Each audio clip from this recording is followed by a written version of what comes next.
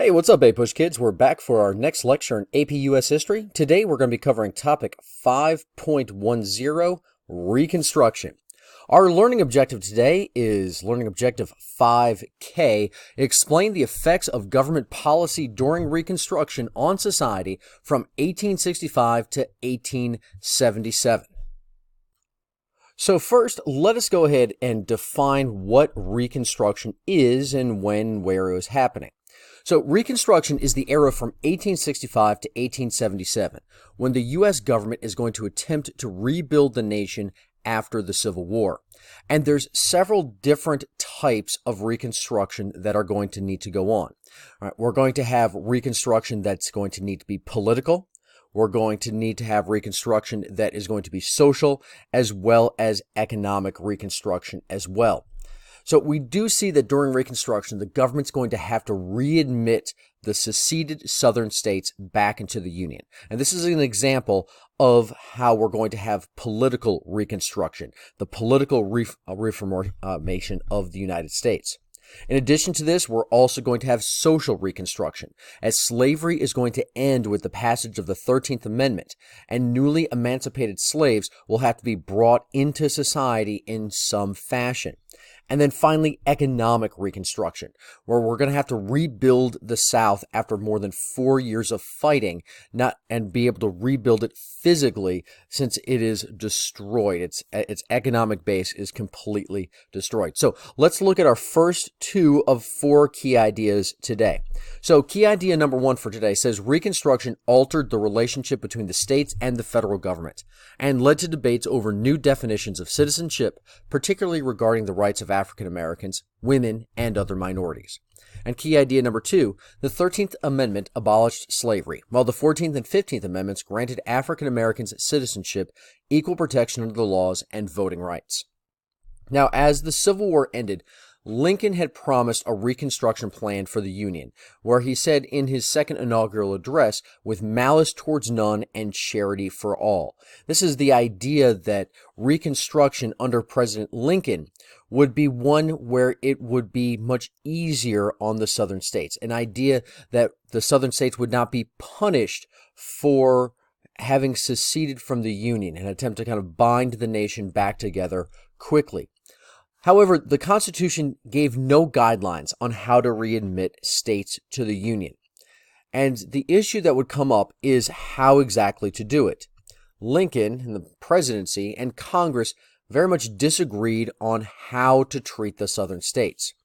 Now, as I've already mentioned, Lincoln is going to favor a plan that would quickly readmit Confederate states, once 10% of the population of that state had sworn an oath of loyalty to the United States and ratified the 13th Amendment to abolish slavery. Now, this plan was not very well loved by a group of people in Congress called the Radical Republicans. Now, the Radical Republicans in Congress, who were led by Thaddeus Stevens, rejected Lincoln's plan because it was much too lenient, they thought, on the ex-Confederates. Instead, what they wanted is they wanted a plan that protected African Americans, required 50% of a state's population to swear an loyalty oath, and banned all ex-Confederate leaders from serving in government. These two groups would go back and forth in the days leading up to the end of the Civil War, with Lincoln's what we call 10% plan and the Radical Republicans' much more aggressive plan. However, when the Civil War ended and Lincoln was assassinated, the government didn't have a Reconstruction plan in place. Now, Lincoln would be succeeded by the next president, a man named Andrew Johnson. Andrew Johnson, not to be confused, though some of you will, with Andrew Jackson, who had been president during the 1830s. Now, Johnson is going to continue Lincoln's plan, and this becomes known as presidential Reconstruction, and it only lasts for a few short years, from 1865 to 1867. Johnson's plan, like Lincoln's plan, was lenient on Confederate states, because he wanted the South to rejoin the United States quickly. Now, to be able to do so under presidential Reconstruction, ex-Confederate states could only rejoin once they had ratified the 13th Amendment. The 13th Amendment had abolished slavery in the United States. Now, presidential Reconstruction did not require Southern state governments to protect former slaves. As a result of this, many Southern states passed laws called Black Codes to keep African Americans from gaining land, jobs, and protections under the laws. Oftentimes, these Black Codes, the punishments for them, would put African Americans in a state of servitude again for a period of time, often working on a local plantation. In addition, many other Black Codes prevented African Americans from leaving the county in which they lived on, and in some cases, even leaving the plantation upon which they had been a slave. Now, the radical Republicans in Congress, led by Thaddeus Stevens, opposed Johnson's Reconstruction plans, and they pushed for laws to protect African Americans. In 1865, to do this, Congress is going to pass what is called the Freedmen's Bureau. The Freedmen's Bureau was an attempt to help former slaves, or freedmen. The Bureau did many things to do so. For instance, the Bureau provided emergency food, housing, and medical supplies to African Americans, and it promised them what became known as 40 acres and a mule. However, it never delivered on that promise. In addition to this, the Freedmen's Bureau also sent agents into the South to supervise labor contracts and protect African Americans in the workplace or in setting up their sharecropping contracts. Sharecropping is a concept we'll cover in our next video. However, the most important legacy, and probably the most famous legacy of the Freedmen's Bureau, is the creation of new schools throughout the South. You can see the sign on the side of the school there. It's a freedmen's school with African American children. Now, the white woman that you see in the foreground on the bottom left-hand side was typical of many of the school teachers. She likely was from a northern state and had moved to the South specifically to be able to teach at a Freedmen's Bureau school. Now, the Freedmen's Bureau School was incredibly important for African Americans. This is because many African Americans under slavery had been prevented from learning how to read and write.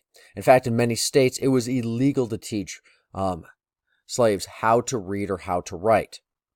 And therefore, this would limit them in their future endeavors after slavery had ended if they didn't learn to read and write. And so, we see early enrollment of school children, especially for blacks and other races, is going to increase dramatically after the creation of the Freedmen's Bureau and Freedmen's Bureau schools. Although it lags significantly behind still that of white children, and is today terrible by any standards at only about 35% of 5 to 19-year-olds being enrolled in school. It's certainly a lot better than the just barely above 0% that it was until 1860. Now, these women that had moved to the South, as well as other Northerners who had moved to the South in search of jobs or economic opportunity, or as abolitionists, were hated by many white Southerners, and they were oftentimes referred to as carpetbaggers. Now, in addition to Freedmen's Bureau schools, other avenues of higher education also soon opened up for African Americans throughout the South. The emphasis on education led to the creation of black universities, such as Morehouse College in Atlanta, and other historically black colleges and universities, otherwise known as HBCUs, which sprout out across the South. Morehouse is probably the most famous. In Atlanta, its sister college, Spelman, right across the street, is a college for African American women. And there's many others, as you can see, across the South. However, even with the Freedmen's Bureau, radical Republicans feared that Johnson's lenient Reconstruction plan would violate black civil rights. Therefore, what they're going to do is they're going to draft the 14th Amendment to the Constitution. And this included former slaves as citizens and guaranteed all citizens equal protection under the law. In a way, what this would do is this would help to overturn the court ruling in the Dred Scott case, which, if you may remember, had ruled that African Americans were not citizens of the United States. This, the 14th Amendment, would make them citizens. Now, Johnson, on the other hand, thought that these new protections would anger Southerners and slow down Reconstruction. Remember, presidential Reconstruction is all about ending the Reconstruction process as quickly as possible. So Johnson's going to oppose the Freedmen's Bureau and try to convince states not to ratify the 14th Amendment. However, by 1867, moderate and radical Republicans realized they needed to take control of Reconstruction from the president if they were going to get their programs passed. And they're going to do so and eventually start a process known as Congressional Reconstruction.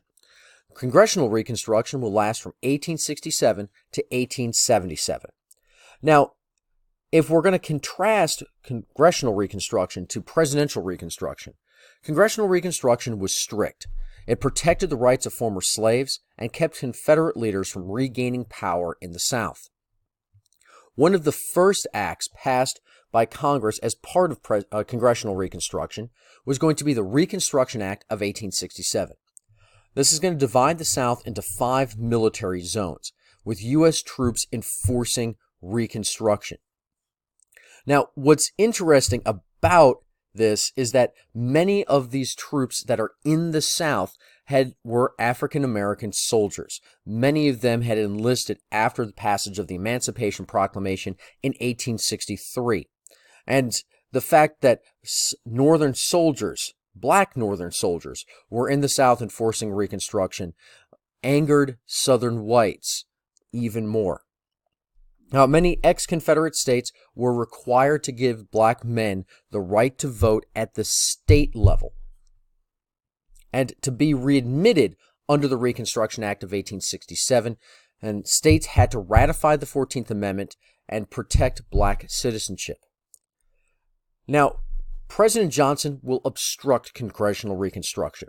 He'll fire the military generals appointed by Congress to oversee the Southern military zones. And when he's opposed by the Secretary of War, a man named Edwin Stanton, he will move to try and fire Edwin Stanton. And in doing so, what he will do is he will violate a new law that Congress had just passed specifically to protect Edwin Stanton, a law called the Tenure of Office Act. Now, because of this, Johnson had technically broken the law, a law that will be later be found unconstitutional. But either way, he had broken the law. And technically, at this point, if he's committed a crime, he can be impeached. Technically. Though the Constitution does call for high crimes and misdemeanors. I'm not sure exactly if an unconstitutional law exactly elevates to that particular status. But either way, the radical Republicans, they don't really care. And they're going to use this as an opportunity to impeach the president. Now, the process for impeachment goes like this. First, charges of impeachment are brought in the House of Representatives. Now, the House of Representatives was dominated by the Republicans, and so they voted 126 to 47 to charge Johnson with a crime. This is called the Articles of Impeachment. All right, and to actually be impeached means that the House of Representatives has charged you with a crime.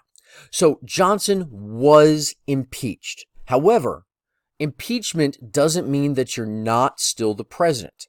Because what needs to happen next in an impeachment trial is that if you've been charged with a crime, you then get a trial. And the trial happens in the Senate. And that is the vote for whether or not they'll actually remove you or not. So to get rid of a president, what you have to do is first you have to impeach them, and then you have to have a vote in the Senate to remove them. All right. Now, we've only had 2 presidents impeached. That's Andrew Johnson and Bill Clinton in the 90s. Neither one of them was removed. So 2 presidents impeached, none removed. Now, we've had 1 resign, and that was Richard Nixon. Now, he would have been impeached and he would have been removed, but he resigned before that process had started. Now, even though he is impeached by an overwhelming majority in the House of Representatives, in an 11-week trial, by the way, that's the ticket that you had to have to get into the actual trial, the Senate is going to fall just 1 vote short of removing the president from office. Now, to remove the president, you have to have a 2/3 vote in the Senate. And they were just 1 vote short of doing so. Now, Johnson successfully argued that he had not committed a high crime or misdemeanor like we had talked about before, but this doesn't mean he wasn't politically damaged. And in the presidential election of 1868, just the next year, the Civil War hero Ulysses S. Grant is going to win the presidency as the Republican candidate. Now, Grant is going to work with Congress. Actually, he's really just going to let Congress do whatever they want. And he's going to enforce Reconstruction. By 1870, all ex-Confederate states had been readmitted to the United States under Congressional Reconstruction. So during Congressional Reconstruction, we see that all 11 Southern states are readmitted to the Union. The 13th, 14th, and the 15th Amendment will guarantee the rights of and equality for blacks in the South. Now, that leads us really quickly to our last two key points. And key idea number 3 says, efforts by radical and moderate Republicans to change the balance of power between Congress and the presidency and to reorder race relations in the defeated South yielded some short-term successes, such as opening up political opportunities and other leadership roles for former slaves. Now, as we talked about before, many Southern states had been required under the Reconstruction Act to provide local elections for African Americans. And in addition to this, Congress will also get past the 15th Amendment. Now, the 15th Amendment is going to give black men the right to vote, and it happens in 1870. And because of this law, because of the 15th Amendment, because African Americans can vote, they're going to elect the first black politicians to state and to national offices. In addition to this, we also see that literacy and education will increase among African Americans. Black families become reunited, marriages are legally recognized, and black workers can make their own money during this time period. Finally, bringing us to key idea number 4. The women's rights movement was both emboldened and divided over the 14th and 15th Amendments to the Constitution. Now, many Americans, many women especially, were excited over passage of the 15th Amendment. Because of its passage, they thought surely women would soon get the right to vote as well. However, not all women were united on this issue. Many women were outraged that they would be excluded specifically from the 15th Amendment. Well, that ends our lecture today for AP US History for the first part of Reconstruction. We have just one more where we're going to talk about the end of Reconstruction. So up to this point, what we've talked about is that Reconstruction was a process to both socially, politically, and economically bring the South back into the Union. However, there was a divide between the president and Congress over exactly how this readmittance would happen. And African Americans during this time saw a significant improvement in their status, though not a full improvement. And we'll talk about how that happens next time. Until then, go Pack.